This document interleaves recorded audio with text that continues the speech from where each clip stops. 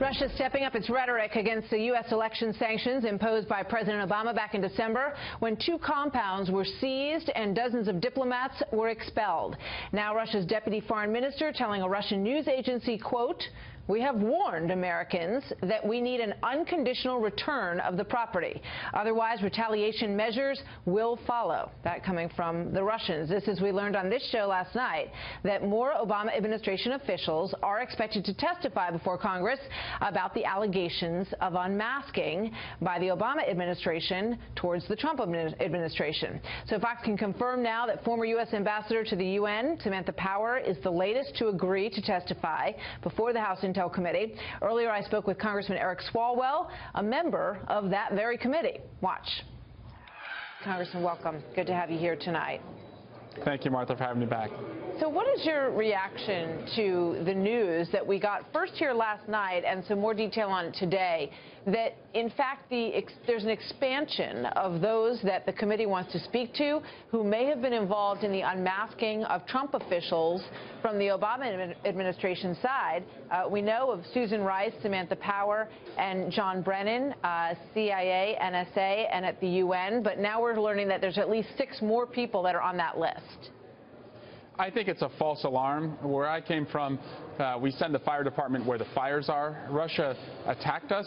We should be focused on making sure that never happens again and understanding who worked with Russia during that last attack. There's been no evidence put forward that any wrongdoing was done by any Obama administration official. And until that is shown, which the White House actually, they hold all the evidence, they could show the world if there was wrongdoing. If they haven't done that, I think it's just a distraction. Okay. You know, as far as we know, going through this whole process, and as you very well know, there are a number of investigations on the Hill into the Russia meddling suspicions, and that is very thorough and goes on. We also know that General Flynn, Michael Flynn, was unmasked. His name was unmasked, and it was revealed to newspapers. Now, if that was done for a political reason, or if it was leaked to the media, all of that falls into the illegality venue, including a possible felony if it was done for political reasons. So obviously on your committee, you would want to know the answer to that question, right?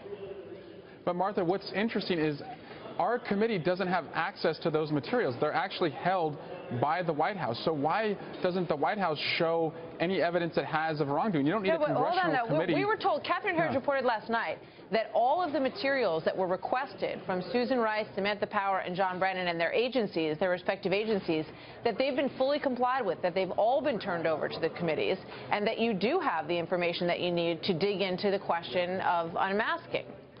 Yeah, and what I'm saying, Martha, just to be clear, the White House has the power of declassification. If there's a piece of evidence that they have that somebody did something wrong, they don't need Congress to tell the world that that happened. They actually can tell the world that that happened. And they haven't done that. I think we can conclude that there is no wrongdoing. This is just an effort to distract we had this from conversation Russia. Before, Congressman. I don't understand your lack of curiosity on this, and I completely understand your interest in all of the other parts of this investigation, which we cover here on a nightly basis in terms of whether or not the Russians meddled in the investigation and whether or not there was any collusion. That is, you know, a story that is well trod, and we continue to do that every night. But in terms of the other side of this, that the Obama administration wanted to unmask the names of Trump administration officials, I don't understand. What questions do you have for these people when they get before your committee? Because we now know they're going to appear before you. What questions will you have for them? And Martha, my question is, what has changed since you and I last talked about this? There's been no evidence of wrongdoing. And, you know, intelligence officials in their job, if it's relevant to understanding a risk to the national security of our country, will have to look at who a U.S. person is. But there's no evidence that anyone did anything wrong. So I think the best thing we can do is tell the American people, as Republicans and Democrats, how we're going to secure the ballot box the next election. That would be a better use of our time. All right. So you're not going to ask them any questions when they sit before you in your committee? Well, of course, I want to understand what the administration's response was as Russia was attacking us, what we can learn from that so that it doesn't happen again. But until I see evidence that somebody did something wrong, your process, that's what you're supposed to be doing. No. You're supposed to be asking questions to find out if there's any evidence, to find out what you've got in those documents, and to be probing and ask the questions that need to be asked on all sides of this question. Yeah, and again, Martha, investigations are launched when there is some degree of evidence of wrongdoing. Otherwise, that is literally just going on a wild goose chase, and that's what they are trying to do because the evidence about U.S. persons working with Russia has become so overwhelming. All right, I think so far, the only potential felony that anyone's aware of is if it were done for political reasons, the unmasking of individuals. So far, that is the only felony that anyone is discussing in this entire case on either side at this point. Well, Martha, actually, it's a felony to either hack data of U.S. persons, to work with people who hacked data of U.S. persons, to conspire to hack data of U.S. persons, or to not comply with the federal election laws. I mean, there's a number of crimes that have to be looked at. That's the job of Bob Mueller. And that's our all job going is to on. tell the Yeah, that's all underway.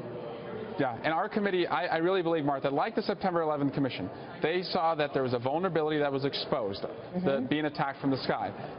Republicans and Democrats came together. We're safer today because they did that, and I think if we want to go into the next election and not have these vulnerabilities exposed, we should come together around securing the ballot box. I completely agree with you. I think most Americans do, but the 9/11 Commission did not negate one area of the investigation in order to do that work, and I think most people expect that you guys will do the same on both sides of the aisle.